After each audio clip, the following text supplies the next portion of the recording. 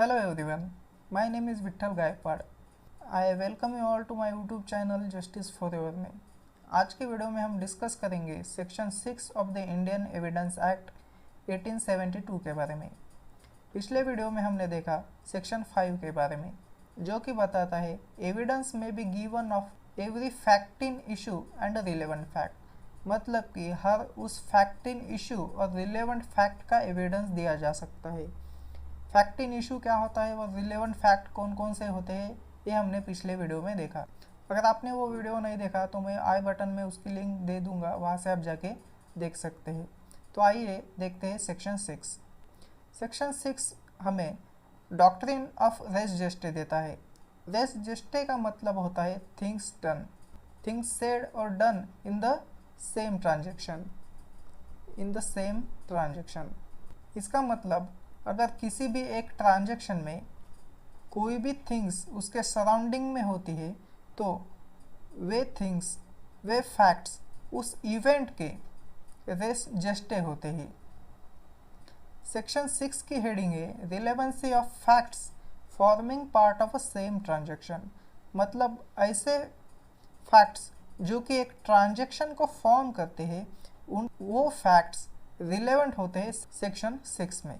Section 6 कहता है facts which though not in issue are so connected with a fact in issue as to form part of the same transaction are relevant, मतलब कि ऐसा कोई भी fact अगर वो इशू में नहीं है, फिर भी वो अगर किसी न किसी तरह से उस फैक्ट इन इशू से अगर कनेक्टेड है और उसके ट्रांजैक्शन का एक पार्ट बनाते हैं तो वे फैक्ट रिलेवेंट होंगे सेक्शन 6 में as a res gestae of the fact in issue, whether they occurred at the same time and place और at the different time and place, चाहे फिर वो उसी समय या उसी प्लेस पे या फिर किसी अन्य समय या अन्य प्लेस पे घटित हुए हो तो भी वे फैक्ट रिलेवेंट होंगे उस फैक्ट इन इशू के।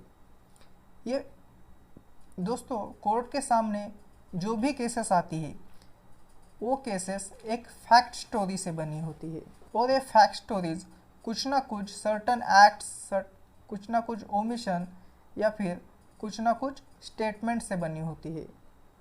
ये एक्ट, ओमिशन और स्टेटमेंट उस ट्रांजैक्शन पर प्रकाश डालती है और उस ट्रांजैक्शन का ट्रू कैरेक्टर सामने लाने में मदद करती है। इसीलिए उस ट्रांजैक्शन के हर पार्ट का एविडेंस दिया जा सकता है और इन्हीं पार्ट ऑफ ट्रांजैक्शन को रेस जेस्टे कहते हैं। आइए इसको एक केस लॉस की मदद से समझते हैं। एक केस है रैटन वर्सेस द क्वीन का 1971, एक इंग्लिश केस है। इस केस के कुछ ऐसे फैक्ट्स थे कि एक अक्यूज्ड यानी कि आरोपी अपनी पत्नी का, अपनी वाइफ का मर्डर कर देता है और उस मर्डर के लिए उस आरोपी को प्रोसिक्यूट किया जाता है। जो वो आरोपी है वो अपने डिफेंस में कहता है कि एक्सीडेंटली उसके हाथों से गोली चल गई, लेकिन एक एविडेंस है जो कि वो डिसीज्ड वुमन फ़ोन पर कहती है get me the police please, और वो सामने वाला ऑपरेटर पुलिस को फ़ोन कनेक्ट करने से पहले ही वो वुमन अपना एड्रेस देती है और उसका फ़ोन वहीं पर कट हो जाता है।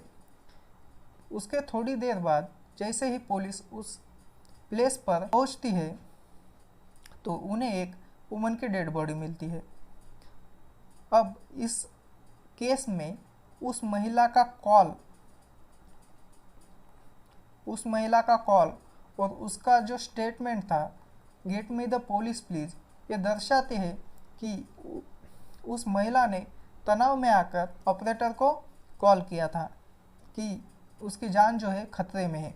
यह दर्शाता है कि उस महिला का मर्डर जो है वो एक्सीडेंटली नहीं हुआ है, बल्कि इंटेंशनली उस व्यक्ति ने, उसके हस्बैंड ने उसकी डेथ कॉज की है। इसीलिए इस केस में उस महिला के statement as a res gestae relevant होंगे उस फैक्ट इन इशू के, और इस केस में फैक्ट इन इशू था कि क्या उसके हस्बैंड ने उस महिला की हत्या की है या फिर नहीं है। दोस्तों जब भी कोई एक ट्रांजैक्शन होता है, चाहे फिर वो ट्रांजैक्शन कॉन्ट्रैक्ट का हो सकता है, क्राइम का हो सकता है या फिर किसी ना किसी रॉन्ग का हो सकता है। The evidence can be given of every fact which forms a part of a same transaction. एक इवेंट के यानी कि कॉन्ट्रैक्ट, क्राइम या फिर किसी भी रॉन्ग के सराउंडिंग में जितने भी फैक्ट्स होते हैं, जितने भी फैक्ट्स हैपन होते हैं, उन फैक्ट्स को उस इवेंट का रेस जस्टे कहते हैं। दोस्तों ये रेस जस्टे किसी ना किसी एक्ट से, ओमिशन से या फिर किसी ना किसी स्टेटमेंट से जो है प्रूफ किया जा सकता है। जैसे कि सेक्शन 6 में जो इलस्ट्रेशन दिए हैं वो सेक्शन इलस्ट्रेशन ए और इलस्ट्रेशन बी और इलस्ट्रेशन डी एक्ट और omission as a res gestae show करते हैं, और इलस्ट्रेशन जो ए है वो statement as a res gestae show करता है। तो आइए देखते हैं इन इलस्ट्रेशन को।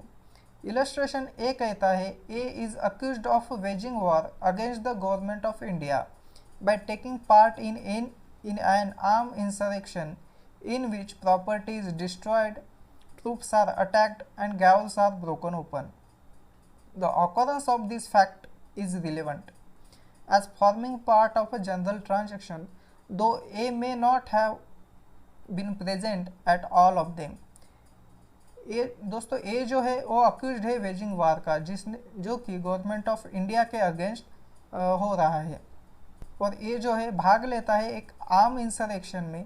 इंसरेशन का मीनिंग होता है रिवोल्ट, कोई ना कोई बंड रिवोल्ट में भाग लेता है जिसमें कि गवर्नमेंट की प्रॉपर्टी जो है डिस्ट्रॉय होती है, और ट्रूप्स जो है अटैक्ड है, मतलब सैनिकों ने जो है हमला किया है, और गैवल्स जो है, गैवल्स का मतलब होता है जेल, जेल जो है ब्रोकन ओपन है, जेल जो है ओपन है, उसमें से कैदी फरार हो गए।